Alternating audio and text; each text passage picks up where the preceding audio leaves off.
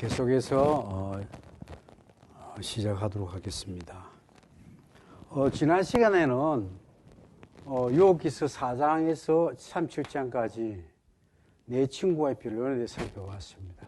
그 중에 첫 번째 변론은 엘리바스와의 변론. 개인적인 경험에 의해서 엘리바스는 욥에게 이야기하죠. 그리고 빌닷은 외시대의 교훈, 그리고 소말은 개인적인 교리의 직감에 의해서 욥을 정죄를 합니다. 여기에서 11에서 14장까지 보면은 소발은 뭐냐면 죄가 있으니 고난도 왔다. 빨리 회개하고 복을 받으라는 이야기를 합니다. 근데 욥은 12, 14절에 보면 친구들 비난에 강력하게 반발합니다. 하나님께 내가 이렇게 고난을 받아야 할 죄인입니까? 라고 욥은 하나님께 탄원을 하게 되죠. 친구한테는 나는 무죄다라고 또 이야기를 합니다. 자, 그리고 15장에서 21장은 두 번째 논쟁에서 그 다음에 첫 번째 논쟁은 15장에서 17장까지의 엘리바스와의 논쟁입니다. 자, 15장의 엘리바스는 하나님 앞에 의론자가 없다. 이제 뭐냐 하면은 욥과의 변론을 하다 보니까 이제는 자존심 대결을 벌이는 것을 볼 수 있습니다. 처음에는 위로의 변론이었는데 이제는 자존심의 변론으로서 말도 더 악하게 돌아가는 것을 볼 수 있습니다. 여기서는 죄인으로 다루었는데 여기서는 이제 욥은 이건 악인이다, 악인. 너는 악인이다, 악인. 악인이다, 악인. 악인이다. 악인의 종말에 대해서 논쟁한다. 그 죄인에서 악인으로 돼, 악인. 욥은 악인. 욥은 악인이냐, 악인이지. 그리고 16장, 17장 욥은 욥 자신을 강력하게 자기는 결백을 주장합니다. 그리고 하나님 앞에는 아무 소망이 없이 죽음을 기다리는 욥을 볼 수 있습니다. 그 다음에 18, 19장은 빌닷과 또 욥의 논쟁인데 빌닷은 욥과 같은 악인은 고난받는 것이 당연하다 이런 이야기를 합니다. 여기도 죄인에서 악인으로 이야기해요. 자, 19장에 욥은 그만 정죄해라 이제는 내가 죽겠다. 그만 정죄 좀 해라. 이런 이야기를 합니다. 이제 친구들은 위로에서 논쟁에서 적대적으로 난포가 이루며 자존심 대결을 벌이는 그런 현장으로 흘러갑니다. 그 다음에 20에서 21장의 소발과의 논쟁에서 소발은 악인은 망한다. 이것도 악인에 대한 악인은 망한다. 이거는 죄인인데 두 번째는 악인은 망한다. 인과응보에 대한 이야기. 그런데 21장의 욥은 철학적인 이야기를 합니다. 악한 자가 현실에 잘 산다. 악인과 의인이 똑같이 멸망하는 것이 현실이다. 이런 식으로 응가응보식 그러한 논리는 잘못되었다고 반박하는 욥을 볼 수 있습니다. 결론적으로 악인이 이 세상에서 처음부터 끝까지 영광과 존귀를 누릴 수도 있다는 사실. 그럼에도 불구하고 최후 심판의 때는 악인이 의인의 구별이 되어 천국과 지옥으로 상급과 형벌로 나누어진다는 것을 우리는 알아야 합니다. 이 땅에서는 악인과 의인의 구분이 없어요. 그런데 천국에서는 악인과 의인이 완전히 구분되어 악인은 지옥으로, 천국은 의인은 천국으로, 의인은 천국으로, 악인은 지옥으로 나눠진다는 이야기입니다. 그래서 이 땅으로 것으로 그 사람을 보면은 판단이 안 서요. 해답이 없어요. 욥과 똑같아요. 이 땅에서 보면 해답이 없어요. 왜 악인이 잘 살까? 해답이 없어요. 그러나 천국 입장, 하늘 입장에 보면은 악인은 지옥으로 간다. 영원한 고통이다. 이 80, 90 인생은 영원전부터 영원의 인생을 길이를 볼 때 너무나 짧습니다. 이 인생의 80, 90은 너무나 짧아요. 우리가 영원전부터 주인의 우리를 받고 영원까지 살잖아요. 여기서 악인, 의인이 나누어지는데 여기서 나누는데 악인은 지옥 들어서 영원히 살고 우리 천국에서 영원히 살잖아요. 이 영원을 우리가 봐야 된다는 그 이야기입니다. 세상에 살 때도 보면은 의인은 하나님 중심, 천국 중심, 그리고 영원 중심, 사랑의 질서이죠. 구원의 중심이잖아요. 그래도 하나님 의해서 천국인의 삶을 착하게 의인답게 살아갑니다. 악인은 타락한 인간 중심, 세상 중심, 물질 중심, 약육강식, 꿀이 없는 중심, 막 살아 동물처럼 살아가잖아요. 동물처럼 우상 숭배, 음행, 사치양나, 자기 마음대로 살아가잖아요. 살인과 폭력과 약육강식, 물질주의 살아가잖아요. 이 땅에도 의인은 의인답게 살아가는 겁니다. 그러나 고난이 온다고 해서 그 고난에 우리가 좌절하거나 우울하거나 낙심할 필요가 없다는 이야기입니다. 고난을 받더라도 우리가 하는 일을 똑바로 한다 하면 천국에 상급이 있다는 이야기입니다. 그것이 예수님 하신 길. 그것이 사도 바울이 간 길 아닙니까? 그 길을 가야 된다. 거기 욥은 천국을 몰랐지만 욥이 가는 길이다. 그것이 복받는 길이다라는 이야기.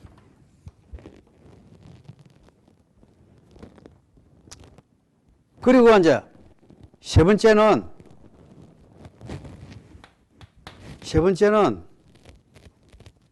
논종 22장에서 31장까지 22에서 24 이거는 엘리바스입니다. 엘리바스. 여기는 뭐냐면 욥의 죄를 지적하며 해결을 촉구합니다. 그런데 여기에 23절은 욥의 신앙 고백이 나옵니다. 오직 하나님만이 욥의 고난의 이유를 안다는 이야기입니다. 자, 23장을 잠깐 한번 보실까요? 너무나 중요한 장이죠. 욥이 대답하여 이르되 오늘 내가 반항하여 마음의 근심이 있나니 내가 받은 재앙이 탄식보다 무겁다. 내가 어찌하면 하나님을 발견하고 그의 처소에 나아가랴. 어찌하면 그 앞에서 내가 호소하고 변론할 말을 내 입에 채우고 내가 대답하여 말하시면 내가 알며 내가 이러기를 내가 깨닫나이까.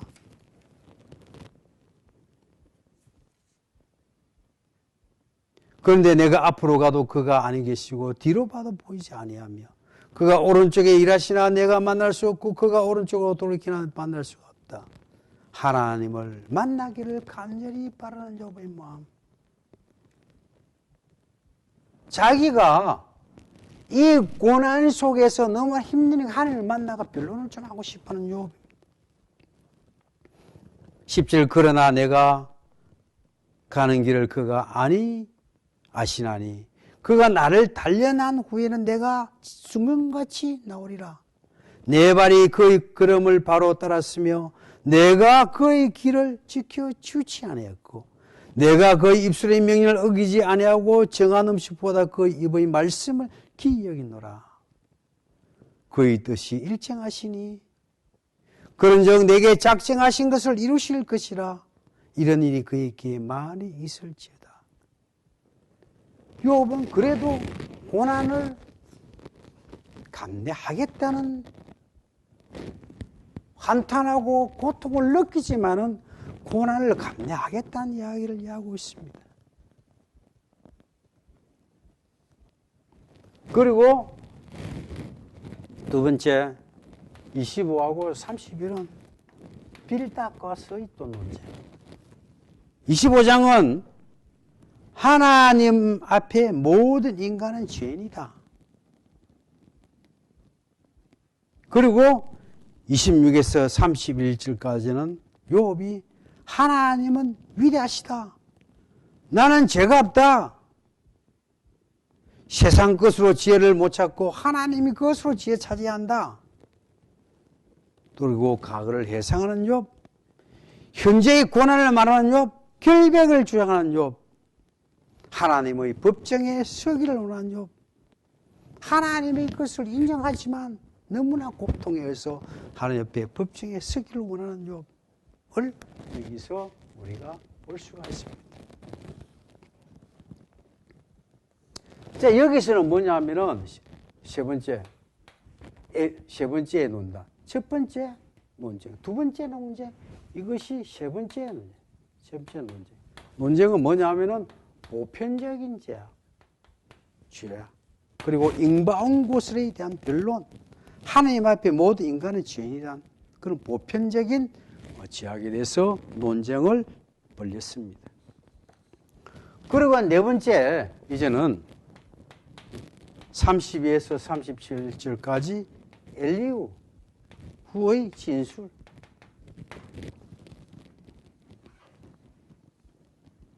세 친구의 인과응보의 고난의 논리에서 이제는 고난을 통해 연단이라는 새로운 주제를 전환시킨다.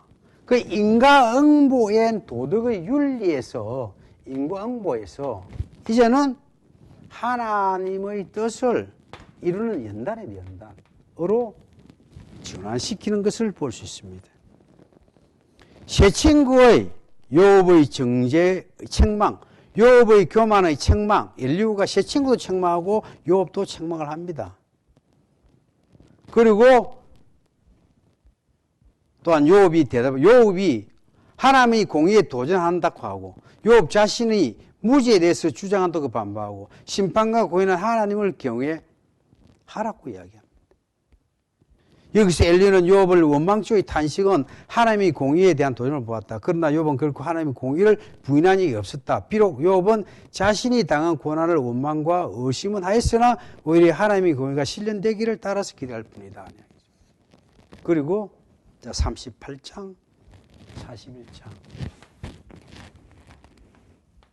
다섯 번째, 38에서 41. 하나님이 나타나신. 하나님, 드디어. 38절에 보면은, 8장에 보면은, 오랜 침묵 끝에 마지막 변론자 개입합니다. 인간의 무지를 탓하죠. 자연계를 창조하시고 주관하신 하나님과 인간의 무지에 대해서 설명을 하고 있습니다. 38장 잠깐 볼까요? 그때 여호와께서 폭풍 가운데서 욥에게 말씀하시되 무식한 말로 생각을 어둡게 하는 자가 누구냐? 내가 땅의 기초를 놓을 때 내가 어디 있었는지 내가 깨달아 알았거든 말해라. 누가 그것을 도랑법을 정하였느냐? 누가 거주를 그 위에 띄워서 내가 아느냐? 그것을 주주는 무엇을 위해 씌웠으며? 그러니까 천지 창조에 대한 것을 내가 아느냐는 모르면서 무슨 말이 맞느냐는 그 이야기를 하고 있는 겁니다. 또한 39장에는 동물의 출생을 내가 아느냐? 죽음을 내가 아느냐? 생명 유지를 내가 아느냐? 그 이야기를 38장에는 또 하고 있습니다.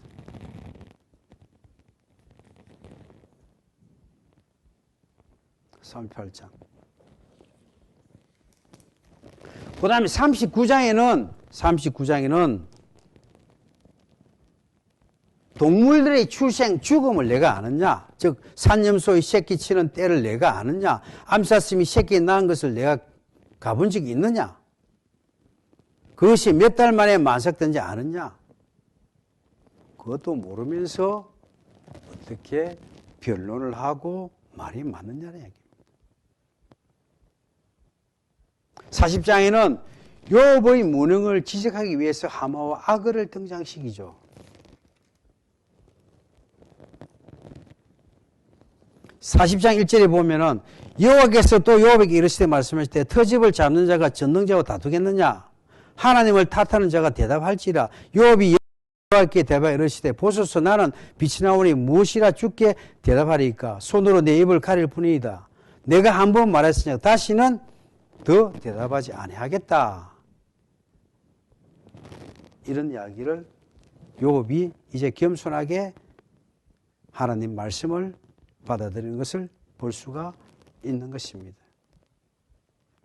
그 다음에 41장은 악의 개념, 악어. 악어를 너가 아느냐? 악어에 대한 거. 그것이 41장까지의 이야기입니다. 자, 이제 42장 마지막 결론입니다. 이것은 읽으면서 설명을 하도록 하겠습니다. 욥이 여호와께 대답하여 이르되 주께서 못하실 일이 없사오며 무슨 계획이든지 못 이실 일이 없나이다. 무지한 말로 이치를 가린 자가 누구냐? 나는 깨닫지도 못한 일을 말하였고 스스로 알 수도 없으며 헤아리기도 어려운 일을 말했나이다. 욥이 해결을 하죠. 해결을. 내가 주께 대하여 귀로 듣기만 하였사오니 이제는 눈으로 주를 배웁나이다.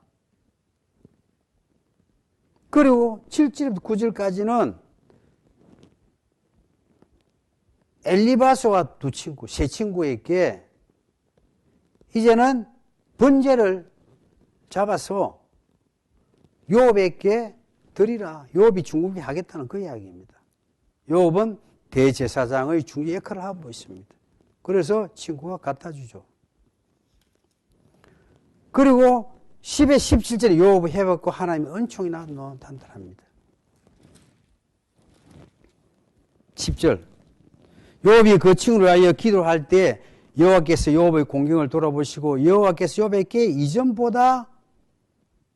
이전의 소유보다 갑질이나 주신지라.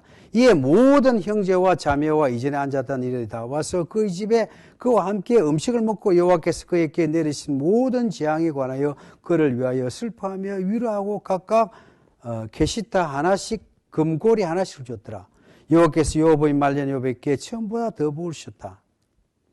그리고 15절 그들에게 그들의 오라비처럼 기업을 주었다. 즉 말해서 여기에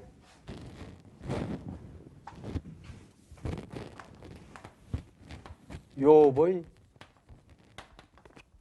회복, 욥의 승리, 욥의 복 이것이 노는 것을 볼 수 있습니다. 땅의 복, 하늘의 복. 즉 말해서 이 도표에 보면은 욥은 참 의인이었습니다. 사탄이 들어와서 욥을 시험했어요. 욥은 많은 고난을 받았지만은 결국 인약의 참음으로 사탄은 패배했죠. 사탄은 패배했습니다. 즉 욥이 승리하고 하나님이 승리를 한 것이죠. 여기가 계시록 21장, 22장 모형. 사탄이 패면 계시록 19장, 20장 모형. 여기는 세상의 싸움. 그것을 이야기하고 있습니다. 창세기 3장에. 사탄이 들어와가 욥 시험하는 건 창세기 3장 15절 싸움. 그리고 그전은 에덴 모형. 우리가 욥 기술을 보면서 창세기에서 계시록까지도 우리가 볼 수 있어야 되고 또한 창세기 계시록까지 보면서 우리가 욥 기술을 볼 수 있어야 된다고 봅니다. 자, 결국에 완성될 마귀의 패배와 성도의 영광. 여기에 보면 본문 말씀에 보면은 하나님 나라 임하심과 구세주 강림과 성도의 영광을 우리가 볼 수 있습니다. 주님의 재림과 영광은 욥기서 19장 25에서 26절. 욥기서 19장 25에서 26. 내가 알거니와 나의 구속자가 살아계시니 후일에 그 땅에 서실 것이라. 나 이 가죽 이것이 썩은 후에 내가 육체 받고 하늘을 보리라. 주님의 재림을 이야기하죠. 그 욥의 친구들 변론 속에도 장래의 영광을 우리가 볼 수가 있습니다. 욥기서 36절에 보면 그 눈을 의인에게 돌리지 아니하시고 그를 왕과 함께 영원히 위에 앉으사 존귀하게 하시고 승리자죠. 디메오데후서 4장 7에서 8절에 보면 달려갈 길을 마치고 선한 사람과 믿음을 지켰은 이후로 의인 멸류관 왕의 직분으로 천국에서 상을 받는다는 그 이야기를 하고 있습니다. 욥의 사건 속에 나타나는 사단의 굴복과 성도의 영광, 즉 창세기 3장 15절 이야기입니다. 우리는 욥기서의 내용을 보면서 창세기 3장 10을 생각해야 된다. 말씀밥 들어본 같이 결국에는 사탄의 권세에 깨어지고 하나님의 영광이 승리하게 되고 이때 이 일에 쓰임받는 일꾼들은 욥과 같이 축복의 기업을 누리게 된다. 이제 본서가 보여주고 있는 하나님 나라의 일꾼을 알아야 교훈에 대해서 마태복음 10장 37, 38절에 보면은 아비나 어미를 나보다 더 사랑하는 자는 내가 합당치 아니하고 아들이나 딸을 나보다 더 사랑하는 자도 내가 합당치 아니하고 또 자기 십자가를 지고 나를 쫓지 않은 자도 내가 합당치 않다. 오로지 주님. 세상의 연결고리보다는 일단 내려놓고 오직 주님, 하나님의 뜻, 하나님의 보좌, 하나님의 계획을 하라는 이야기입니다. 또 내 이름을 위하여 집이나 형제나 자매나 부모나 자식이나 전토를 벌인 자마다 여배를 받고 또 영생을 상속하리라. 마태복음 19장 29절.